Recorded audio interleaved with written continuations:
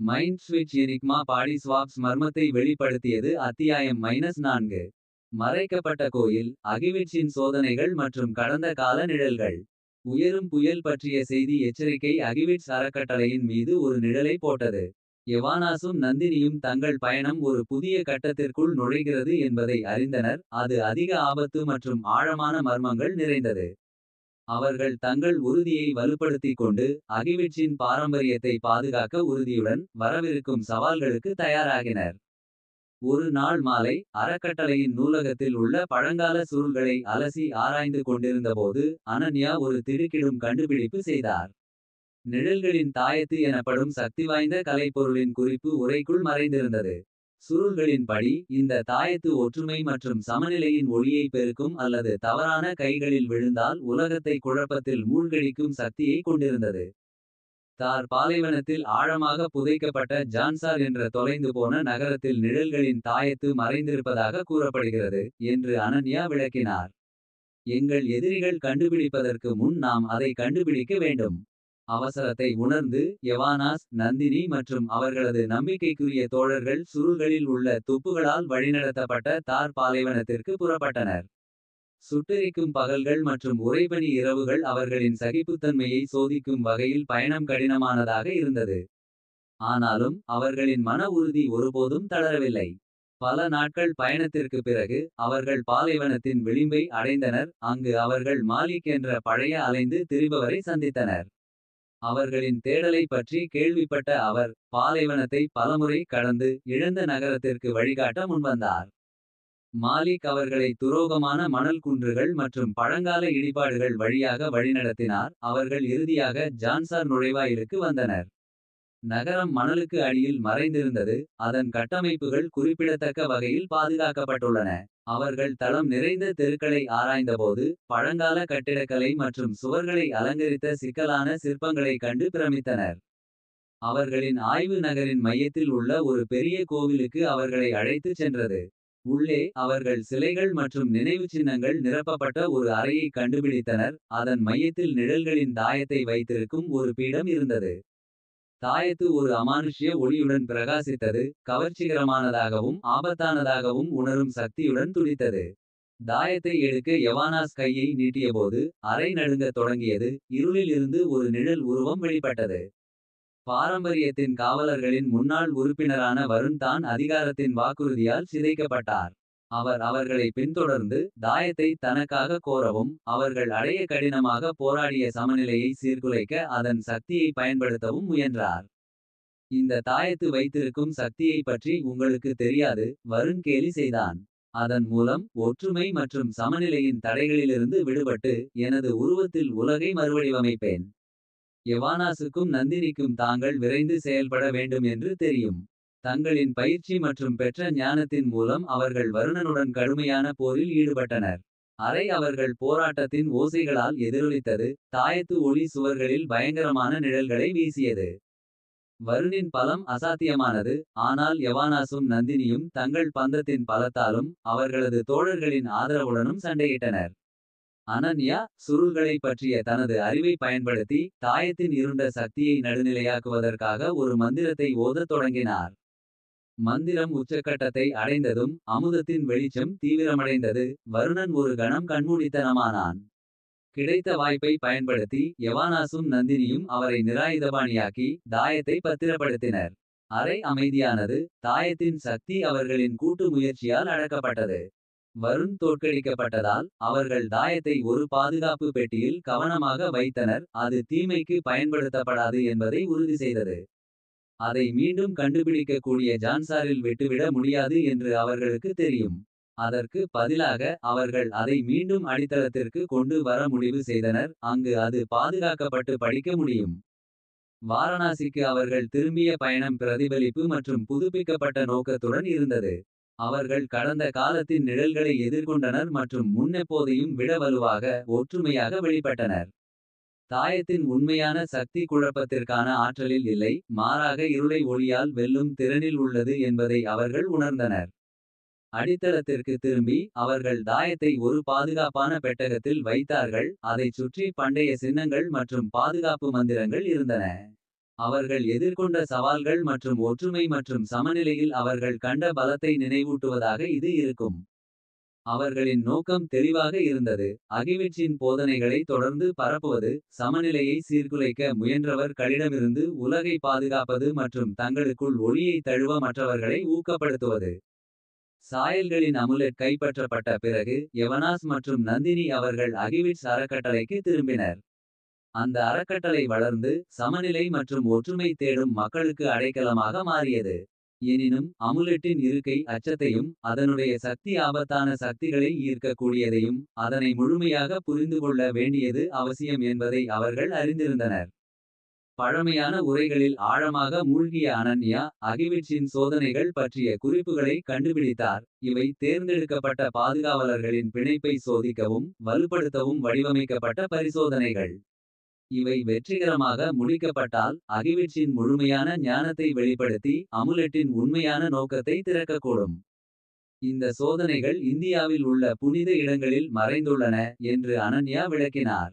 ஒவ்வொரு சோதனையும் ஒற்றுமை சமநிலை மற்றும் துணிச்சலின் பல்வேறு அம்சங்களை சோதிக்கும். இவற்றை நிறைவேற்றுவது எங்கள் பணியை வலுப்படுத்துவதோடு மட்டுமல்லாமல் அமுலெட்டின் சக்தியை நாடும்பவர்களிடமிருந்து அதனை பாதுகாக்கவும் உதவும்.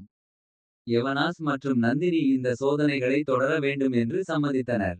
அனன்யா மற்றும் சில நம்பகமான தோழர்களுடன் அவர்கள் இந்தியாவின் மிகவும் புனிதமான மற்றும் சவாலான இடங்களுக்கு பயணத்தை தொடங்கினர். ஒற்றுமையின் சோதனை சூரியர் கோவில் கொனார்க். அவர்களின் முதல் இலக்கு ஒடிசாவின் கொனார்கில் உள்ள சூரியர் கோவில். இது அதன் நுணுக்கமான கட்டடக்கலை மற்றும் வரலாற்று முக்கியத்துவத்திற்காக பரிசீலிக்கப்படுகிறது. இங்கு நடந்த சோதனை ஒற்றுமையை மையமாக கொண்டது மற்றும் அவர்கள் தங்கள் இயக்கங்கள் மற்றும் எண்ணங்களை முழுமையாக ஒத்திசைக்க வேண்டும். கோவிலின் உள் புனித இடத்தில் அவர்கள் தரையில் பொறிக்கப்பட்ட பல சிக்கலான வடிவங்களை கண்டனர். அனன்யா சின்னங்களை வடிகட்டி அவை சரியான ஒற்றுமையை தேவையான ஒரு நடனத்தை உருவாக்குகின்றன என்பதை உணர்ந்தார். குத்துச்சண்டை மற்றும் நடனத்தின் பின்னணியுடன் எவனாஸ் மற்றும் நந்தினி இந்த காரியத்தை சவாலானதுடன் அதிர்ச்சியூட்டுவதாக உணர்ந்தனர். அவர்கள் சரியான ஒற்றுமையில் நகர்ந்து அவர்கள் இயக்கங்கள் வலிமை மற்றும் நிகர்தன்மையின் முழுமையான கலவையாக இருந்தது. அவர்கள் நடனத்தை நிறைவேற்றியபோது தரையில் உள்ள வடிவங்கள் மினுமினுத்து அவர்களின் வெற்றியை குறிக்கின்றன. சமநிலையின் சோதனை அஜந்தா குகைகள் மகாராஷ்டிரா. அடுத்ததாக அவர்கள் மகாராஷ்டிராவின் அஜந்தா குகைகள் என்ற யுனெஸ்கோ உலக பாரம்பரிய தளத்திற்கு பயணித்தனர். இது பழமையான பௌத்த சுவர் ஓவியங்கள் மற்றும் சிலைகளுக்கு பெயர் பெற்றது. இங்கு நடந்த சோதனை அவர்களின் சமநிலையை சோதிக்க வடிவமைக்கப்பட்டது. இது உடல் ரீதியாகவும் உணர்ச்சிவசப்பட்டதாகவும். ஒரு குகையின் ஆழத்தில் அவர்கள் முந்தைய ஓரத்தில் ஒரு நெருக்கமான பாதையை கண்டனர். இந்த பாதையை கடக்க அவர்கள் சரியான சமநிலையை பேண வேண்டும். சவால் மட்டுமல்லாமல் குகை சுவர்கள் அவர்கள் அச்சங்களையும் சந்தேகங்களையும் விளையாடும் மாயைகளை வெளிப்படுத்தியது. ஒருவரை மற்றவரில் மற்றும் அவர்களின் பகிர்ந்த நலனில் கவனம் செலுத்தி அவர்கள் பாதையை சமநிலையாக கடந்து அவர்கள் உள்ளார்ந்த சமநிலை மற்றும் நம்பிக்கையை உறுதிப்படுத்தினர். துணிச்சலின் சோதனை இமயமலை. இறுதி சோதனை அவர்கள் இமயமலையின் தொலைதூர உயரங்களுக்கு அங்கு கடுமையான சூழல் அவர்களின் துணிச்சலை சோதிக்கின்றது. நிரந்தர ஒளியின் கோவிலின் அனுபவத்தால் வழிநடத்தப்பட்டு அவர்கள் மலைகளில் ஆழமாக திருந்தினர். வானிலை குறைவான பகுதியில் குளிர் கடுமையாக இருந்ததால் அவர்கள் ஒரு பழமையான முனியை சந்தித்தனர். முனி சோதனையை முடிக்க அவர்கள் குளிரான நிலைகளை எதிர்த்து இரவு முழுவதும் தியானம் செய்ய வேண்டும். அவர்கள் உள்ளார்ந்த சுடரை மற்றும் வலிமையை கண்டுபிடிக்க வேண்டும் என்று விளக்கினார். அவர்கள் ஒன்றாக அமர்ந்து தியானத்தை தொடங்கினர். குளிர் அவர்களின் எலும்புகளுக்குள் ஊடுருவியது.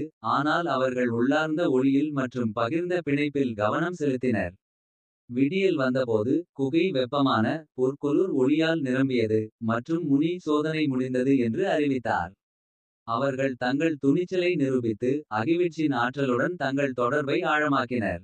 அறக்கட்டளையில் வெளிப்படுத்தல் அகிவிட்ஸ் அறக்கட்டளைக்கு திரும்பி எவனாஸ் மற்றும் நந்தினி தங்கள் உடலிற்குள் ஒரு ஆழமான மாற்றத்தை உணர்ந்தனர். அவர்கள் அகிவிட்சின் சோதனைகளை வெற்றிகரமாக முடித்துவிட்டு அவர்களின் பிணைப்பு வலுவாகியிருந்தது. அமுலெட் அவர்களின் மேம்பட்ட ஒற்றுமை மற்றும் சமநிலைக்கு பாதிக்கப்பட ஒரு நிலையான அமைதியான ஒளியை கதிர்க்க தொடங்கியது. அமுலெட்டின் எதிர்வினையை படிக்கும் அனன்யா அதன் மேற்பரப்பில் புதிய கல்வெடுகளை கண்டுபிடித்தார். இந்த கல்வெடுகள் அகிவிட்சின் கோட்பாடுகளை நிலைநாட்டும் மக்களின் நேர்மறை ஆற்றலை வலுப்படுத்துவதற்கான ஒரு சக்தி வாய்ந்த கருவியாக இருந்தது என்பதை வெளிப்படுத்தின. அது அதன் சக்தியை மதிக்கும் மக்களின் கைகளில் மட்டுமே பாதுகாப்பானது. இந்த புதிய புரிதலுடன் யவனாஸ் மற்றும் நந்தினி அறக்கட்டளையின் கற்பனைகளில் சோதனைகளின் பாடங்களை ஒருங்கிணைத்தனர். அவர்கள் தங்கள் அனுபவங்களை பகிர்ந்து மற்றவர்களை ஒற்றுமை மற்றும் சமநிலைக்கு தங்கள் சொந்த பாதைகளை தேட ஊக்குவித்தனர். எனினும் அமுலெட்டின் சக்தியை தவறாக பயன்படுத்த நாடும்பவர்களின் அச்சுறுத்தல் இன்னும் இருந்தது. புதிய சவால்களை எதிர்கொள்ள அவர்கள் எப்போதும் தயார் நிலையில் இருக்க வேண்டும் என்று அவர்கள் அறிந்திருந்தனர். அகிவிட்ஸ் அறக்கட்டளையில் வாழ்க்கை வளர்ச்சி மற்றும் கற்றல் அடிப்படையில் நியமமாகி இருந்தது. அகிவிட்ஸின் சோதனைகளின் ஞானம் சமநிலை மற்றும் ஒற்றுமையை ஆழமாக புரிந்து கொள்ள உதவியது மற்றும் அறக்கட்டளை செழித்து வந்தது. எனினும் இந்த அமைதி குறுகிய காலத்திலேயே முடிந்தது. புதிய எதிரிகளை மற்றும் பெரிய சவால்களை சுட்டிக்காட்டும் கருப்பு மேகங்கள் வரலாற்றில் தோன்றின. ஒரு மாலை யவனாஸ் மற்றும் நந்தினி எதிர்வரும் சிம்போசியத்தின் திட்டங்களை பரிசீலிக்கும் பொழுது அனன்யா அவர்கள் அறையில் கலக்கத்துடன் நுழைந்தார். நான் கவலைக்கிடமான செய்தியை பெற்றேன் என்றார் அவள். சக்தி வாய்ந்த மற்றும் இரகசியமான அமைப்பான சாயல்களின் ஒழுங்கு நாடு முழுவதும் பழமையான பொருட்களை தேடி வருகின்றது. இவை இந்த பொருட்கள் சாயல்களின் அமுலெட் உட்பட மகத்தான சக்தியின் சாவிகளை வைத்திருக்கின்றன என்று நம்புகின்றனர். யவனாஸ் மற்றும் நந்தினி கவலையுடன் ஒருவருக்கொருவர் பார்த்தனர். சாயல்களின் ஒழுங்கு கொடூரமானதாகவும் அவர்களின் குறிக்கோள்களை அடைய எந்தவிதமான வழியையும் பயன்படுத்துகின்றனர் என்று கூறப்பட்டது. அறக்கட்டளையில் பாதுகாக்கப்பட்டு வந்த அமுலெட்டும் அவர்கள் முக்கிய இலக்காக இருக்கக்கூடும். நாம் எங்கள் பாதுகாப்புகளை வலுப்படுத்த வேண்டும் என்றார் யவனாஸ். மற்றும் நாங்கள் சாயல்களின் ஒழுங்கு மற்றும் அவர்களின் திட்டங்களை பற்றி மேலும் அறிய வேண்டும். அடுத்த சில நாட்களில் அவர்கள் தங்கள் கூட்டாளிகளை இயக்கி அறக்கட்டளையின் பாதுகாப்பை அதிகரித்தனர். அனன்யா மற்றும் ஆராய்ச்சியாளர்கள் குழு வரலாற்று உரைகள் மற்றும் நுணுக்கமான அறிக்கைகளை ஆராய்ந்து அவர்கள் மேலாதிக்கம் பெறக்கூடிய எந்த தகவலையும் தேடினர். ஒரு இரவு யவனாஸ் மற்றும் நந்தினி அவர்களின் அடுத்த கட்டங்களை விவாதிக்கும் பொழுது ஒரு மர்மமான நபர் அறக்கட்டளையின் நுழைவாயிலில் தோன்றினார். அவர் தனது பெயரை அர்ஜுன் என அறிமுகப்படுத்தினார். சாயல்களின் ஒழுங்கில் இருந்து வெளியேறிய முன்னாள் உறுப்பினர். அவர் அவர்களின் உண்மையான நோக்கங்களை உணர்ந்த பிறகு புறக்கணித்தார். ஒழுங்கு எதற்கும் விலகாது என்று அர்ஜுன் எச்சரித்தார். அவர்கள் அமுலெட்டின் சக்தியை பயன்படுத்தி உலகத்தை கலவரத்தில் மூழ்கடிக்க முயல்கின்றனர் மற்றும் அவர்கள் சாம்ராஜ்யத்தை உருவாக்கும் என்று நம்புகின்றனர். அவர்களின் அழிப்பு திட்டத்தை நான் ஆதரிக்க முடியாமல் வெளியேறினேன். அவர்களை நிறுத்த நான் உதவ விரும்புகிறேன். அர்ஜுனின் சாயல்களின் உள்முகம் தொடர்பான அறிவு மதிப்புமிக்கதாக இருந்தது. அவர் அவர்களின் வியூகம் பற்றிய தகுந்த விவரங்களை வழங்கினார் மற்றும் ஒழுங்கின் தலைவர் டேரியஸ் என அழைக்கப்படும் நபர் அமுலெட்டை கைப்பற்றுவதற்காக நேரடியாக அறக்கட்டளைக்கு தாக்குதல் திட்டமிட்டிருப்பதாக வெளிப்படுத்தினார். நாம் அவர்களை தாக்குவதற்கு முன் நடவடிக்கை எடுக்க வேண்டும் என்றார் நந்தினி. நாம் அவர்களின் திட்டங்களை நிறைவேற்ற தவிர்க்க வேண்டும். அர்ஜுனின் வழிகாட்டுதலுடன் அவர்கள் ஒழுங்கின் தலைமையகத்தை புகுந்து செல்லும் திட்டத்தை அமைத்தனர். இது மத்திய இந்தியாவின் அடர்ந்த காடுகளில் மறைந்து இருந்தது. யவனாஸ் நந்தினி அர்ஜுன் மற்றும் சில நம்பகமான தோழர்கள் கொண்ட குழு இரவின் மறைவில் அறக்கட்டளையை நம்பகமான கைகளில் விட்டுவிட்டு பயணமானார்கள். மிக பொருத்தமான பயணம் சவால்களுடன் கூடியது. அவர்கள் ஆபத்தான நிலப்பகுதியை நவீனமாக நடத்தி ரகசியத்தை தவிர்க்க அர்ஜுனின் அறிவை பயன்படுத்தினர்.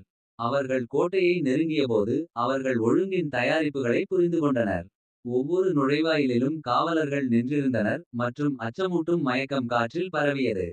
இரவை தழுவி அவர்கள் கோட்டையில் புகுந்தனர். பாதுகாப்பை தவிர்க்க சவுக்குத்தலும் திறமையுடன் செயல்பட்டனர். உள்ளே அவர்கள் ஒரு பெரிய அறையை கண்டனர். டேரியஸ் மற்றும் அவரது பின்தொடர்பாளர்கள் ஒரு பெரிய கற்சிலை மேசை சுற்றி திரண்டு அவர்கள் சேகரித்த பழமையான பொருட்களின் சக்தியை பயன்படுத்தும் கருப்பு விழாவை நடத்தினர். யவனாஸ் மற்றும் நந்தினி வேகமாக செயல்பட வேண்டும் என்பதை அறிந்திருந்தனர். அவர்கள் பிரிந்தனர். யவனாஸ் மற்றும் அர்ஜுன் கவனத்தை மாற்றுவதற்காக முயன்றார்கள். ஆனால் நந்தினி மற்றும் மற்றவர்கள் விழாவை தடை செய்ய முயன்றனர். ஏற்பட்ட குழப்பம் மிகுந்தது. அறையின் முழுவதும் மோதல்கள் நிகழ்ந்தன. நந்தினி கற்சிலை மேசையை அடைந்தார். அவரது பயிற்சியை பயன்படுத்தி ஒழுங்கின் தொண்டர்களை எதிர்த்து போராடினார். அவர் விழாவை தடுக்க வெற்றி பெற்றார். சேகரிக்கப்பட்ட ஆற்றல் மின்னல் பிரகாசமாக கலைந்தது. கோபமுற்ற டேரியஸ் அவள் மீது கவனத்தை திருப்பினார். அவரின் சக்தி வாய்ந்த திறன்களை வெளிப்படுத்தினார். நந்தினி மற்றும் டேரியஸ் இடையேயான போர் கடுமையாக இருந்தது. மனதில் உறுதிமூட்டும் மற்றும் வலிமை சோதனையாக இருந்தது. இதற்கிடையில் யவனாஸ் மற்றும் அர்ஜுன் ஒழுங்கின் படைகளை தடுக்க போராடினர். அகிவிட்சின் சோதனைகளின் பாடங்களை பயன்படுத்தி நந்தினி டேரியஸை வலிமையுடன் எதிர்த்து சமன்படுத்தினார். இறுதியில் ஒரு தீர்க்கமான நகர்வுடன் அவர் அவரின் ஆயுதத்தை தகர்த்து போராட்டத்தை முடித்தார். டேரியஸ் மற்றும் அவரது பின்தொடர்பாளர்கள் தோற்றனர் மற்றும் கோட்டை கைப்பற்றப்பட்டது. அறக்கட்டளையில் பாதுகாக்கப்பட்ட அமுலெட் அவர்கள் பிடியிலிருந்து பாதுகாக்கப்பட்டது. அர்ஜுனின் துரோகம் மற்றும் உள்முக அறிவு அவர்களின் வெற்றிக்கு முக்கியமாக இருந்தது. அறக்கட்டளைக்கு திரும்பி யவனாஸ் மற்றும் நந்தினி வீரர்களாக போற்றப்பட்டனர். ஆனால் அவர்கள் வெற்றி பெரிய போரில் ஒரு போர் மட்டுமே என்று அறிந்தனர். சாயல்களின் ஒழுங்கு தடுக்கப்பட்டது. ஆனால் அவர்களின் அச்சுறுத்தல் நீக்கப்படவில்லை. நாம் எப்போதும் விழிப்புடன் இருக்க வேண்டும் என்றார் யவனாஸ். சமநிலை மற்றும் ஒற்றுமைக்கான போராட்டம் தொடர்ந்து உள்ளது. மற்றும் அதை கலைக்க முயற்சிக்க அவர்கள் எப்போதும் இருக்கலாம். அந்த அண்மைய வெற்றியால் வலுப்பெற்ற அவர்கள் தங்கள் பணி தொடர்ந்தனர். ஒரு சவாலை எதிர்க்கும் போது ஒன்றாக வெற்றி பெற முடியும் என்ற அறிவுடன் நம்பிக்கையுடன் இருந்தனர். சாயல்களின் ஒழுங்கு மீது வெற்றி அகிவிட்ஸ் அறக்கட்டளைக்கு ஒரு குறுகிய கால அமைதியை தந்தது. எனினும் அந்த வெற்றி அமுலெட்டின் சக்தியை தவறாக பயன்படுத்த நினைக்கும் கும்பலின் தொடர்ந்து வரக்கூடிய அச்சுறுத்தலையும் வெளிப்படுத்தியது. அவர்களின் எதிரிகளை முந்தி விளையாடுவதற்கு முன்பாக யவனாஸ் மற்றும் நந்தினி அமுலெட்டை பாதுகாக்கும் முயற்சிகளையும் அதன் மூலங்களை ஆழமாக புரிந்துகொள்ளும் முயற்சிகளையும் தீவிரப்படுத்தினார்கள். ஒரு காலை அறக்கட்டளை செயல்பாட்டில் முழங்கிக் கொண்டிருந்தபோது அனன்யா யவனாஸ் மற்றும் நந்தினி அவர்களிடம் வந்து ஒரு கண்டுபிடிப்பை சொன்னார். அவர் அகிவிட்சின் ஆரம்ப காவலர்கள் ஒன்று கூடிய மறைக்கப்பட்ட ஆலயத்திற்கு குறிப்புகளை கண்டுபிடித்திருந்தார். அந்த ஆலயம் ஒளியின் ஆலயம் என்று அழைக்கப்படுகிறது. இது பழமையான ஞானமும் சக்திவாய்ந்த பொருட்களும் தங்களின் கடமையை உதவக்கூடும் என்று நம்பப்பட்டது. இந்த ஆலயம் கேரளாவின் தொலைதூர காடுகளில் இருக்கலாம் என்று கூறப்படுகிறது என்று அனன்யா விளக்கினார். நாம் அதை கண்டுபிடித்தால் நாங்கள் அமுலெட்டை பாதுகாக்க மற்றும் நமது கற்பித்தல்களை மேம்படுத்த உதவும் ரகசியங்களை கண்டறியலாம். யவனாஸ் மற்றும் நந்தினி அந்த ஆலயம் அவர்களது பயணத்தில் முக்கியமானது என்று ஒப்புக்கொண்டனர். அனன்யா அர்ஜுன் மற்றும் சில நம்பகமான தோழர்களுடன் அவர்கள் கேரளா நோக்கி புறப்பட்டனர். பயணம் அடர்ந்த காடுகள் மற்றும் குன்றான நிலங்களை கடந்து அனன்யாவின் முறைசார்ந்த ஆராய்ச்சி மற்றும் பழமையான வரைபடங்களால் வழிநடத்தப்பட்டது. பல நாட்கள் பயணத்திற்கு பிறகு அவர்கள் ஒரு பனிமூடிய பள்ளத்தாக்கை அடைந்தனர். அதன் மையத்தில் ஒரு பளிங்கு தெளிவான நீர்த்தொட்டிக்கு நீர்வீழ்ச்சியில் மறைந்திருந்த ஒளியின் ஆலயத்தின் நுழைவாயில் இருந்தது. நுழைவாயில் அவர்கள் இன்றுவரை டெர்னல் லைட் கோவிலில் கண்ட செதுக்கப்பட்ட சின்னங்களையும் குறியீடுகளையும் கொண்டது. ஆலயத்திற்குள் நுழைந்தவர்கள் மென்மையான பிரகாசமான ஒளியால் நிரம்பிய ஒரு பெரிய அறையில் தங்களை கண்டனர். சுவர்கள் பழமையான உரைகள் சிலைகள் மற்றும் வரலாற்று உணர்வுகளை வெளிப்படுத்தும் பொருட்களால் நிறைந்திருந்தன. அறையின் மையத்தில் ஒரு பெரிய அழகான தாங்கி இருந்தது. அதில் தூய இதயங்களுடன் தேடுபவர்கள் மட்டும் உள்ளதிலுள்ள ரகசியங்களை திறக்க முடியும் என்று எழுதப்பட்டிருந்தது. அவர்கள் ஆலயத்தை ஆராய்ந்தபோது அவர்கள் பல சோதனைகளை கண்டுபிடித்தனர். ஒவ்வொன்றும் அவர்களின் குணம் மற்றும் நம்பிக்கை மட்டத்தை சோதிக்க வடிவமைக்கப்பட்டது. இந்த சோதனைகள் அவர்கள் முன்பு சந்தித்த சோதனைகள் போலவே ஒற்றுமை சமநிலை மற்றும் உறுதியை தேவைப்பட்டன. முதல் சோதனை ஞான சோதனை ஆலயத்தின் மிக பழமையான உரைகளை காக்கும் சிக்கலான புதிர்கள் மற்றும் புதிர்களை முடிக்க வேண்டும். ஒற்றுமையாக வேலை செய்தனர். அவர்கள் தங்கள் அறிவு மற்றும் திறன்களை ஒரு சேகரித்து சவால்களை முடித்து அகிவிட்சின் மறக்கப்பட்ட கற்பித்தல்களை கொண்ட உரைகளை திறந்தனர். இரண்டாவது சோதனை தைரிய சோதனை மாயைகள் மற்றும் திடீர் தாக்கங்கள் நிரம்பிய ஒரு கெட்டப்பத்திற்கு வழிநடத்த வேண்டும். அவர்கள் தங்கள் பயிற்சி மற்றும் ஒருவருக்கொருவர் நம்பிக்கையை பயன்படுத்தி சிக்கல்களை வெற்றிகரமாக வழிநடத்தி பாதிப்பின்றி வெளியேறி அதிகமுற்ற ஒற்றுமையை அடைந்தனர். கடைசி சோதனை ஆன்மா சோதனை மிகவும் சவாலாக இருந்தது. இது அவர்களின் ஆழமான பயங்கள் மற்றும் சந்தேகங்களை எதிர்கொண்டு ஒரு மாயமான கண்ணாடியில் பிரதிபலிக்கும் அவர்கள் உள்ளார்ந்தவர்களை பிரதிபலிக்க வேண்டும். குழுவின் ஒவ்வொருவரும் தங்கள் சொந்த சோதனைகளை எதிர்கொண்டு அவர்களின் இணைப்பு மற்றும் அகிவிட்சின் கற்பித்தல்களில் வலிமையை கண்டனர். சோதனைகள் முடிந்ததும் அறையின் மையத்தில் உள்ள தாங்கி பிரகாசிக்க ஆரம்பித்தது. ஒரு மறைக்கப்பட்ட பகுதி திறந்து ஒரு பழமையான பொருள் அவர்கள் டெர்னல் லைட் கோவிலில் கண்ட பளிங்கு போன்ற ஆனால் பெரிய மற்றும் பிரகாசமான பளிங்கு வெளியே வந்தது. இந்த பளிங்கு அமுலெட்டின் சின்னங்களுடன் சமமாக ஆலயத்தின் ஆற்றலுடன் ஒலித்தது. இந்த பளிங்கு அமுலெட்டின் உண்மையான சக்தியை புரிந்துகொள்ள முக்கியமானது என்று அனன்யா கூறினார். இது பிரமாதமான ஒளி மற்றும் ஞானத்தின் மூலமாக இருக்கின்றது. அகிவிட்ஸின் கொள்கைகளை காக்கும் மற்றும் வழிநடத்தும் நபர்களை வழிநடத்த மற்றும் பாதுகாக்கும். பளிங்குடன் அறக்கட்டளைக்கு திரும்பிய யவனாஸ் மற்றும் நந்தினி ஒரு புதிதாக உறுதியான நோக்கத்தை உணர்ந்தனர். அவர்கள் ஆலயத்தின் அறிவு மற்றும் பொருட்களை அவர்களின் கற்பித்தல்களுடன் ஒருங்கிணைத்து. அறக்கட்டளையின் பாடத்திட்டத்தை மேம்படுத்தி மேலும் பல சமநிலை மற்றும் ஒற்றுமையை தேடுபவர்களை ஈர்த்தனர். ஆனால் அவர்கள் செயல்கள் கவனிக்கப்பட்டிருக்கவில்லை. சமீபத்திய தோல்வியிலிருந்து மீண்டு வரும் சாயல்களின் ஒழுங்கு அவர்களின் செயல்களை கண்காணித்து வந்தது. டேரியஸ் மேலும் உறுதியானவர் அமுலெட்டை கைப்பற்றுவதற்கும் தனது இருண்ட அம்மனங்களை செயல்படுத்துவதற்கும் ஒரு புதிய திட்டத்தை வடிவமைத்தார். ஒரு மாலை அறக்கட்டளை ஒரு முக்கிய நிகழ்வுக்காக தயாராகும்போது ஒரு குறியிடப்பட்ட செய்தி வந்தது. இது ஒரு அனாமதேய மூலத்திலிருந்து சாயல்களின் ஒழுங்கு மூலம் நெருங்கும் தாக்குதலை எச்சரிக்கின்றது. இந்த செய்தி அவர்கள் தயாராக இருக்க வேண்டும் மற்றும் அமுலெட்டை எந்தவிதத்திலும் பாதுகாக்க வேண்டும் என்று தெரிவித்தது. நிலையின் நிலைமையை உணர்ந்து யவனாஸ் மற்றும் நந்தினி அவர்களின் கூட்டாளிகளை கூட்டி அறக்கட்டளையை வலுப்படுத்தினர். அவர்கள் எதிர்மறையான தாக்குதலை எதிர்கொள்ளும் ஒரு திட்டத்தை அமைத்தனர். வரவிருக்கும் போராட்டம் அவர்களின் உறுதி மற்றும் ஒற்றுமையின் வலிமையை சோதிக்கும் தான் என்று அறிந்து. மாலையின் சூரியன் மறைந்தபோது அறக்கட்டளை தன்னுடைய எதிர்பார்ப்பில் மூழ்கியது. யவனாஸ் நந்தினி மற்றும் அவர்களின் தோழர்கள் தயார் நிலையில் நின்றனர். அகிவிட்ஸின் மரபை மற்றும் அவர்கள் கடினமாக வளர்த்த ஒளியை பாதுகாக்க உறுதியுடன். சாயல்களின் ஒழுங்கு மூலம் நெருங்கும் தாக்குதலை எச்சரித்த குறியீடு செய்தி அகிவிட்ஸ் அறக்கட்டளையில் அனைவரையும் மிகுந்த விழிப்புடன் வைத்தது. யவனாஸ் நந்தினி அனன்யா அர்ஜுன் மற்றும் அவர்களது கூட்டாளிகள் அறக்கட்டளையை வலுப்படுத்தும் முயற்சியில் மிகவும் பணிபுரிந்தனர். இந்த போர் அமுலெட்டின் நிழலை காக்கவும் அவர்கள் கடினமாக வளர்த்த ஒளியை பாதுகாக்கவும் முக்கியமானது என்பதை அவர்கள் அறிவார்கள். இரவு வந்து அறக்கட்டளையில் ஒரு மறு செழிப்பான அமைதி பிறந்தது. காற்று மிகுந்து அங்கு எதிர்பார்ப்பு ஏற்றப்பட்டு அனைவரும் தாக்குதலை எதிர்பார்த்து கொண்டனர். நிலவின் உச்சி எட்டும்போது தாக்குதலின் முதல் அடையாளங்கள் தோன்றத் தொடங்கின. மரங்களில் இருண்ட அசைவுகள் நேர்த்தியாக நிழலாகி கார்கால்களின் சத்தம் இருளில் எதிரொலித்தது. அமுலெட்டை கைப்பற்ற தாரியஸ் மற்றும் அவரது ஆதரவாளர்கள் ஒருங்கிணைந்த தாக்குதலை அறக்கட்டளையில் ஆரம்பித்தனர். மோதல் உடனடியாகவும் தீவிரமாகவும் இருந்தது. இரண்டு தரப்பினரும் கடுமையாக போராடினர். யவனாஸ் மற்றும் நந்தினி பாதுகாப்பை வழிநடத்தியது. எண்ணற்ற சோதனைகள் மற்றும் போராட்டங்களில் அவர்கள் திறன்களை மேம்படுத்தியது. யவனாஸ் தனது குத்துச்சண்டை பயிற்சியை பயன்படுத்தி துல்லியத்தையும் சக்தியையும் கொண்டு எதிரிகளை வலிமையாலும் யோசனையாலும் தாக்கினார்.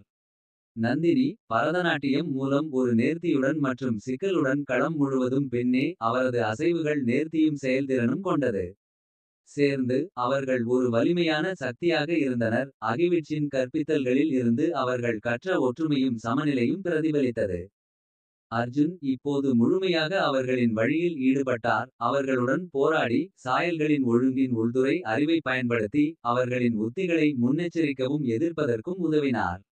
அனன்யா தனது கூர்மையான அறிவுத்திறனும் துரிதமான யோசனையும் கொண்டு பாதுகாப்பை வழிநடத்தினார். அனைவரும் ஒருங்கிணைந்து வேலை செய்வதை உறுதிப்படுத்தினார்.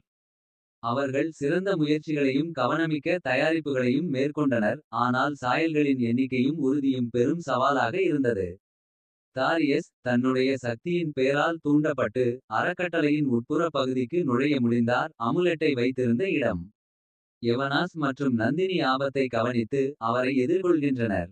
அறக்கட்டளையின் மையத்தில் ஒளியின் ஆலயத்தின் பளிங்கின் கீழ் யவனாஸ் மற்றும் நந்தினி தாரியஸை எதிர்கொண்டு நின்றனர்.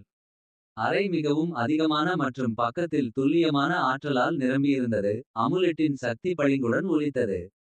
அமுலெட்டின் உண்மையான சக்தியை நீங்கள் புரிந்துகொள்ள முடியாது. தாரியஸ் சீறினார். இது அதை சக்தி வாய்ந்தவர்கள் மட்டுமே பயன்படுத்துவதற்கானது. ஒற்றுமையையும் சமநிலையையும் போதிக்கும் நபர்களுக்கல்ல. ஞானமின்றி சக்தி அழிவை உண்டாக்கும். யவனாஸ் பதிலளித்தார். அமுலெட்டின் உண்மையான நோக்கம் ஒளியை கொண்டு வருவதாகும், இருண்டதை அல்ல. ஒரு கடுமையான போர் தொடர்ந்தது. தாரியஸ் தனது இருண்ட ஆசைகளால் தூண்டப்பட்டு யவனாஸ் மற்றும் நந்தினியை அவர்களின் எல்லைகளுக்கு அழுத்தியிருந்தார். அறை அவர்களின் போராட்டத்தின் வலிமையால் அதிர்ந்து பளிங்கின் மற்றும் அமுலெட்டின் ஒளி போராட்டத்திற்கு பதிலளித்தது. போர் தொடரும் போது தாரியஸை தோற்கடிக்க விசையே பளிங்கு மற்றும் அமுலெட்டின் ஒற்றுமையிலிருந்து வருகிறது என்பதை அனன்யா உணர்ந்தார். அவர் ஒளியின் ஆலயத்திலிருந்து ஒரு பழமையான மந்திரத்தை தொடங்கினார். ஒற்றுமை மற்றும் சமநிலையின் கொள்கைகளை காப்பாற்றினார். எவனாஸ் மற்றும் நந்தினி ஒருவருக்கொருவர் மற்றும் அகிவிட்சின் கற்பித்தல்களில் இருந்து வலிமையைக் கண்டு தங்கள் அசைவுகளை ஒற்றுமையாக ஒருங்கிணைத்தனர். அவர்கள் தங்களது ஆற்றலை அமுலெட்டுக்கும் பளிங்குக்கும் வழிநடத்தி அவர்களின் ஒளியை அதிகப்படுத்தி தாரியஸை பலவீனமாக்கினர். ஒரு இறுதி தீர்க்கமான அசைவில் அவர்கள் தங்கள் தாக்குதல்களை ஒருங்கிணைத்து தாரியஸை ஒரு தூய்மையான ஆற்றல் பாய்ச்சலுடன் தாக்கினார்கள். தாக்கத்தின் வலிமையால் அவர் இருண்ட உறையோடிவிட்டார். அறையின் வழியிலிருந்து தூக்கி எறியப்பட்டு தோற்கடிக்கப்பட்டார் மற்றும் சக்தியற்றார். தாரியஸை தோற்கடித்த பிறகு சாயல்களின் ஒழுங்கின் மீதமுள்ள ஆதரவாளர்கள் அவர்களின் உறுதியை இழந்துவிட்டனர். ஓடிவிட்டனர். அறக்கட்டளை வெற்றி பெற்றது. அமுலெட்டை பாதுகாப்பாகவும் அதன் உண்மையான சக்தி புரிந்துகொண்டது. போரின் பின்னர் எவனாஸ் மற்றும் நந்தினி அவர்களின் பயணத்தை பிரதிபலித்தனர். அவர்கள் எண்ணற்ற சவால்களை எதிர்கொண்டிருந்தனர். ஆனால் ஒற்றுமை சமநிலை மற்றும் ஒளியின் மீது அவர்கள் உறுதியான நம்பிக்கையால் அவர்கள் வெற்றி பெற்றனர். அறக்கட்டளை இப்போது மிகவும் வலிமையாக அகிவிட்சின் கற்பித்தல்களை பரப்பி ஒற்றுமையும் ஞானமும் கொண்ட மற்றவர்களை ஊக்கப்படுத்தியது. அமுலெட்டை பாதுகாப்பாக பாதுகாத்து அது அவர்களின் வெற்றியின் சின்னமாகவும் இருளின் மீது ஒளியின் நிலையான சக்தியாகவும் மாறியது. எவனாஸ் நந்தினி அனன்யா அர்ஜுன் மற்றும் அவர்களது கூட்டாளிகள் அவர்கள் பயணத்தை நிறுத்தவில்லை என்பதை அறிவார்கள். எப்போதும் சமநிலையை சிதைக்க விரும்பும் நபர்கள் இருப்பார்கள். ஆனால் அவர்கள் எந்த சவாலையும் எதிர்கொள்ள தயாராக இருந்தனர். அகிவிட்ஸ் அறக்கட்டளையில் சூரியன் உதிக்கும்போது அதன் கதிர்கள் பளிங்கையும் அமுலெட்டையும் பிரகாசமாக்க அவர்கள் ஒற்றுமையாக நின்றனர். சமநிலையும் ஒற்றுமையையும் ஒரு உலகிற்கு கொண்டு வரவேண்டும் என்ற அவர்களது நோக்கத்தை தொடர்ந்து. சாயல்களின் ஒழுங்கின் மீதான வெற்றியின் பின்பு அகிவிட்ஸ் அறக்கட்டளை சிறந்து விளங்கியது. தாரியஸின் தோல்வி அமைதியையும் பாதுகாப்பையும் கொண்டுவந்தது. ஆனால் எவனாஸ் நந்தினி மற்றும் அவர்களது கூட்டாளிகள் அவர்களது பயணம் எப்போதும் முடிவடையவில்லை என்பதை அறிவார்கள். அமுலெட்டின் சக்தியும் அகிவிட்சின் கற்பித்தல்களும் இன்னும் வெளிப்படுத்தப்பட வேண்டிய பல ரகசியங்களை கொண்டிருந்தன. ஒரு நாள் ஒளியின் ஆலயத்தில் இருந்து கொண்டுவந்த பழமையான உரைகளை ஆராய்ந்தபோது அனன்யா காணாமல் போன காவலர்கள் குறித்த ஒரு குறிப்பை கண்டுபிடித்தார். அகிவிட்ஸ் அவர்களை தேர்ந்தெடுத்த காவலர்கள் குழுவாக கூறப்பட்டது. இந்த காவலர்கள் ஆழ்ந்த ஞானத்தையும் திறன்களையும் பெற்றிருந்தனர். அவர்களின் அறிவு நூற்றாண்டுகள் முழுவதும் பரவியிருந்தது மற்றும் மறைக்கப்பட்டிருந்தது. இந்த உரைகள் அமுலெட்டின் உண்மையான திறனை பற்றி காணாமல் போன காவலர்கள் குழுக்களை விட்டுச் சென்றிருக்கலாம் என்று பரிந்துரைக்கின்றன. அனன்யா விளக்கினார். நாங்கள் அவர்கள் மறைந்த ஆலயங்களை தேடினால் நாம் இன்னும் ஆழமான கருத்துக்களை வெளிப்படுத்த கூடும். எவனாஸ் மற்றும் நந்தினி இந்த ஆலயங்களை தேட புதிய யாத்திரையை ஆரம்பிக்க முடிவு செய்தனர். காணாமல் போன காவலர்களின் அறிவு அவர்களது தொடர்ச்சியான பணியில் மிக முக்கியமாக இருக்கக்கூடும் என்று அவர்கள் அறிந்தனர். முதல் ஆலயம் சொல்வியலின் குகை. அவர்களின் முதல் வழிகாட்டல் அவர்களை மேற்கு தொடர்ச்சி மலைகளின் மலைப்பாங்கில் மறைந்த சொல்வியலின் குகைக்கு கொண்டு சென்றது. கதையின்படி குகையில் இயற்கையை பேசும் திறனை கொண்ட ஒரு காவலரின் ஞானம் உள்ளது. அனன்யாவின் ஆராய்ச்சியால் வழிகாட்டப்பட்டு அவர்கள் கடினமான நிலப்பரப்பை சீர்திருத்தி குகையின் நுழைவை கண்டுபிடித்தனர். உள்ளே மனிதர்களும் இயற்கையும் இடையே ஒற்றுமையை பிரதிபலிக்கும் பழமையான பொறிப்புகளை அவர்கள் கண்டனர். அவர்கள் ஆழமாக சென்று குகையின் மென்மையான சொற்களை கேட்கும் மற்றும் புரிந்துகொள்வதற்கான திறனை சோதிக்கும் ஒரு தொடர் புதிர்களையும் சவால்களையும் சந்தித்தனர். அவர்களின் திறன்களையும் உள்ளுணர்வையும் பயன்படுத்தி அவர்கள் புதிர்களை தீர்த்து மறைக்கப்பட்ட அறை ஒன்றை வெளிப்படுத்தினர். கலவையான காட்சிகளின் மத்தியில் ஒளியின் ஆலயத்தில் இருந்த பளிங்கின் துண்டை போலவே இன்னொரு பளிங்கு துண்டை பெற்றனர். அகிவிட்சின் சின்னங்களால் பொறிக்கப்பட்ட இந்த துண்டு மென்மையான ஒற்றுமையான ஆற்றலை ஒலித்தது. அனன்யா உரைகளை புரிந்துகொண்டார். அவற்றில் இயற்கையின் சக்தியை குணப்படுத்தவும் பாதுகாக்கவும் பயன்படுத்தும் முறைகள் குறித்த கற்பித்தல்கள் இருந்தன. இரண்டாவது ஆலயம் ஒலியின் ஆலயம். அவர்களின் அடுத்த வழிகாட்டல் மத்திய பிரதேசத்தின் அடர்ந்த காடுகளில் மறைந்திருந்த பழைய கட்டிடம் ஒலியின் ஆலயத்திற்கு. இந்த ஆலயம் ஒலியையும் அதிர்வையும் வடிவமைக்கத்தக்க காவலரின் ஞானத்தை கொண்டதாக கூறப்பட்டது. காடு வழியாக பயணம் கடினமாக இருந்தது. ஆனால் அவர்கள் ஞானத்தின் தேடலால் முன்னேற்றம் அடைந்தனர். ஆலயத்தின் நுழைவில் ஒரு மறைக்கப்பட்ட ரிதம் போல காணப்படும் நுண்ணிய வடிவங்கள் அலங்கரித்திருந்தன. உள்ளே ஒலி முக்கிய பங்கு வகிக்கும் அறைகளின் தொடர் அவர்கள் சந்தித்தனர். கதவுகளை திறக்கவும் மறைக்கப்பட்ட பாதைகளை வெளிப்படுத்தவும். எதிரொலிகளை கவனமாக கேட்டு அவர்களின் செயல்களை ஒற்றுமையாய் அமைத்ததின் மூலம் அவர்கள் ஆலயத்தின் வழியாக முன்னேறினர். முதன்மையான அறையில் ஒலித்த மற்றும் எதிரொலிக்கும் ஆற்றலுடன் பிரகாசிக்கும் இன்னொரு பளிங்கு துண்டை அவர்கள் கண்டுபிடித்தனர். அங்கே அவர்கள் கண்ட உரைகள் உலகத்தைச் சுற்றியுள்ள உலகத்தை தாக்குவதற்கான ஒலியை பயன்படுத்தும் முறைகளை விவரித்தன. அவர்களது தொடர்பின் திறனை மேம்படுத்தி மற்றவர்களுடன் தொடர்பு கொள்ளும் திறனை மேம்படுத்தின. மூன்றாவது ஆலயம் பிரதிபலிப்பின் ஒயாசிஸ். அவர்களின் இறுதி வழிகாட்டல் அவர்களை தார் பாலைவனத்தின் ஓர் தனிமையான ஒயாசிஸ் பிரதிபலிப்பின் ஒயாசிஸிற்கு கொண்டு சென்றது. இந்த ஆலயம் முன்னோக்கிய மற்றும் பிரதிபலிப்பின் சக்தியை பெற்ற காவலரின் ஞானத்தை வைத்திருப்பதாக நம்பப்பட்டது. பாலைவனத்தின் வழியாக பயணம் கடினமானதாக இருந்தது. ஆனால் அவர்கள் முன்னேற்றம் அடைந்தனர். ஒயாசிஸ் ஒரு அமைதியான இடமாக இருந்தது. அதன் நீர் ஆகாயத்தைப் போல பிரதிபலித்தது. அவர்கள் ஆராயும்போது ஒயாசிஸ் மறைவுகளை வைத்திருந்தது என்பதை கண்டுபிடித்தனர். நேர்காணல் மற்றும் நுண்ணிய உருவத்தில் நீரின் விளிம்பில் தியானம் செய்வதன் மூலம் அவர்கள் வழிகாட்டிய சித்திரங்களை திறந்தனர் மற்றும் ஒரு மூழ்கிய அறையை வெளியிட்டனர். இந்த அறையில் அவர்கள் இறுதி பளிங்கு துண்டை கண்டுபிடித்தனர். அமைதியான பிரதிபலிக்கும் ஆற்றலை ஒலித்தது. உரைகள் உள்ளுணர்வுக்கும் முன்னோக்கியத்திற்கும் குறித்த கற்பித்தல்களை வெளிப்படுத்தின. அவர்களது செயல்களை வழிகாட்ட அவர்கள் அவர்களது உள்ளுணர்வை பயன்படுத்தும் முறைகளை புரிந்துகொள்வதற்கும் சாத்தியமான சவால்களை முன்னோக்கி பார்க்க உதவின. அறக்கட்டளைக்கு திரும்புதல். மூன்று பளிங்கு துண்டுகளும் காணாமல் போன காவலர்களின் புதிய ஞானத்துடன் எவனாஸ், நந்தினி, அனன்யா மற்றும் அவர்களது கூட்டாளிகள் அகிவிட்ஸ் அறக்கட்டளைக்கு திரும்பினர். ஒளியின் ஆலயத்தில் இருந்து பளிங்குடன் இணைந்த போது பளிங்கு துண்டுகள் ஒரு சக்திவாய்ந்த ஒருங்கிணைந்த பொருளை உருவாக்கியது. அமுலெட்டின் ஆற்றலை மேம்படுத்தி அதன் மூலத்தின் ஆழமான அடுக்குகளை வெளிப்படுத்தியது. ஆலயங்களின் கற்பித்தல்கள் அவர்களின் ஒற்றுமை, சமநிலை மற்றும் நிலைத்தன்மையின் புரிதலை அதிகரித்தது. அவர்கள் இந்த கருத்துக்களை அறக்கட்டளையின் பாடத்திட்டத்தில் இணைத்தனர். அகிவிட்ஸின் கொள்கைகளை ஏற்றுக்கொள்ளும் புதிய தலைமுறையை தூண்டும். எனினும் அவர்கள் பயணம் இன்னும் பெரும் புதிரை வெளிப்படுத்தியது. உரைகள் ஒரு மறைக்கப்பட்ட சக்தி குறித்த துளிகளை கொண்டிருந்தது. அவர்கள் பாதுகாக்க முயலும் சமநிலையை திடீரென்று பாதிக்க முயற்சித்தது. இந்த சக்தி நிழலில் மூடப்பட்டது. காணாமல் போன காவலர்களின் பழைய போராட்டங்களுடன் தொடர்புடையதாக தோன்றியது. அவர்களது பயணம் இன்னும் முடிவடையவில்லை என்பதை உணர்ந்து எவனாஸ் மற்றும் நந்தினி எதிர்கால சவால்களுக்கு தயாராக இருந்தனர். அவர்கள் பெற்ற ஞானமும் சக்தியும் மிக முக்கியமானவை என்று அறிந்தார்கள். ஆனால் புதிய அச்சுறுத்தல்களை எதிர்கொள்ள அவர்கள் விழிப்புடனும் தயாராகவும் இருக்க வேண்டும் என்பதையும் புரிந்துகொண்டனர்.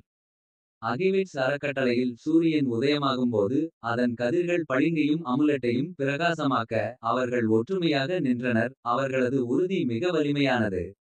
அமுலெட்டின் மீதமுள்ள ரகசியங்களை வெளிப்படுத்தி அகிவிட்ஸின் ஒளியை ஒரு சமநிலையும் ஒற்றுமையும் தேவைப்படும் உலகிற்கு பரப்ப அவர்களது பயணத்தை தொடர வேண்டும் என்ற உறுதியுடன்.